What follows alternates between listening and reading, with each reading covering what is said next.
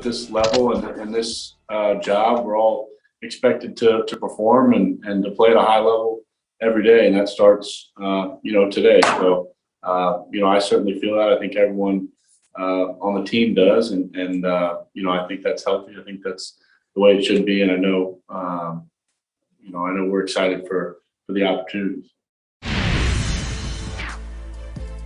Aaron Rodgers back in Green Bay, but will he be joined by a former teammate?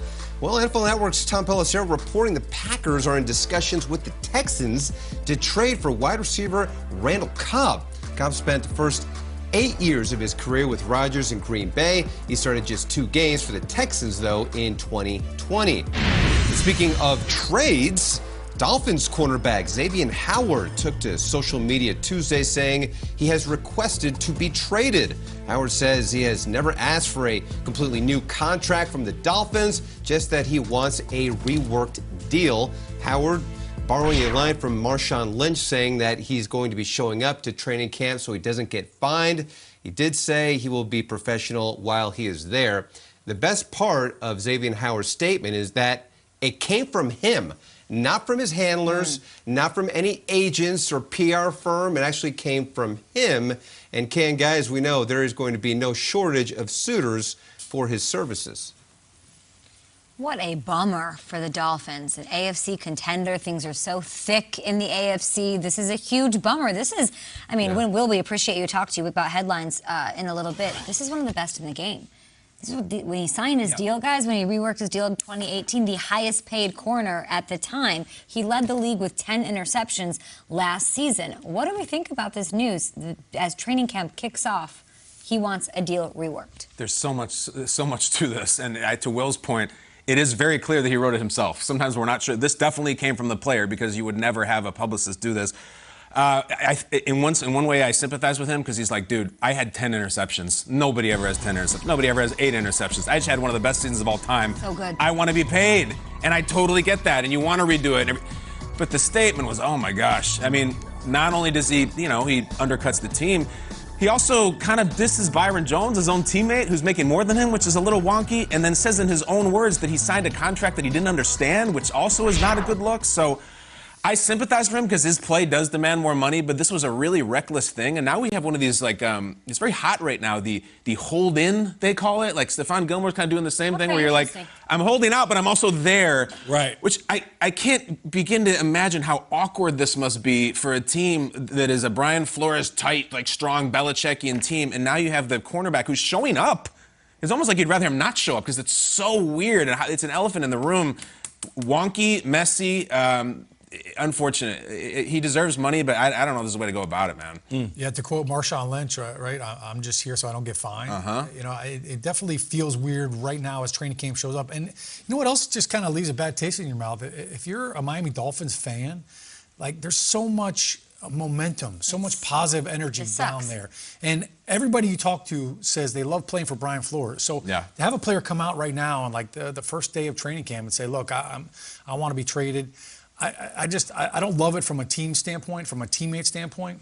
Kind of feels like, all right, you're being a little selfish. And to your point, he just signed a new contract in 2019, I think, an extension. So this isn't like Jamal Adams or somebody playing on their rookie deal and they're not being paid and they have clearly outplayed their contract. I get it. You're trying to strike while iron's hot. You just led the league in interceptions. Try to get yours, but you tried. Look, you sat out mini camp. It's go time right now. Here's one thing I'll say for Xavier. Be careful what you wish for. Sometimes you can go from the pan into the fire. Yeah, the cash might be greener, but the grass might be greener. The cash might be greener, but not the grass. You got it. You got it. How about the sand? It's Miami. It's got to be your bull. It is. Yeah, There's exactly. A lot to think about. It's got to be your bull. It's got to be your bull. Your brain has the shell on it. You try to find situations that parallel this. You brought up Jamal Adams. And even just within the own organization, what comes to mind is Mika Fitzpatrick, who was unhappy and just said he wants to leave. But he was a young guy on a young deal, and he wanted to go somewhere else. And you see how that worked out for him. Now, on the flip side of that, I also see the business side. And, being a player, being part of the fraternity, guys don't want to hear me say this, but I do understand when an organization is like, bro, you signed a deal. Come on, man. I mean, work with us. We're working with you. You're getting paid well, and you put pen to paper. So let's ride this out and figure something out a little bit later.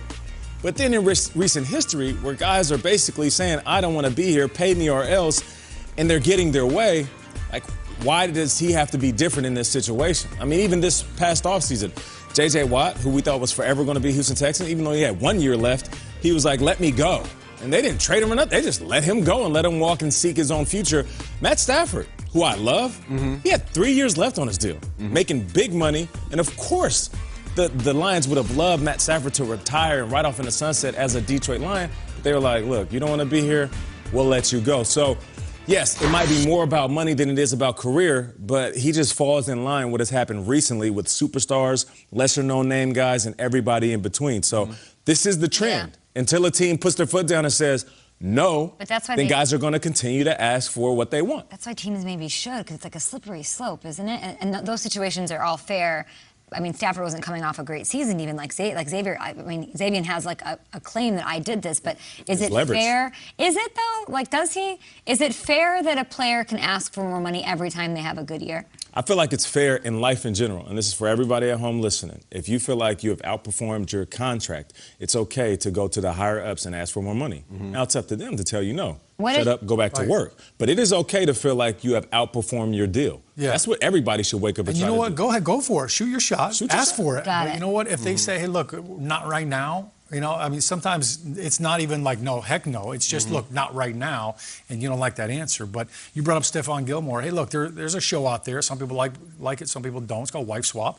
Maybe there's a little swap there, you know, or maybe you a life swap. Maybe they swap corners. A life swap. You know what? Maybe go for a week and just see. You know what? Guess what? You may go up to New England and be like, yeah, I kind of like Miami. Yeah, you think Stephon's not going to have a good time? I will say also with those other things you're saying, it's like so trendy right now. I haven't heard this. He said, I signed an extension. I'll admit I didn't completely understand or feel comfortable with it. Sort of, you know. That's on his agent. That's on his side of things, right? See, what had happened was... That's right. Agent, fam. Yeah, that's a little tough. So he re-signed that in 2018. Really, this takes the wind out of the Dolphins' sails. Uphill battle, more onto his shoulders. We'll talk about the AFC East in a little bit.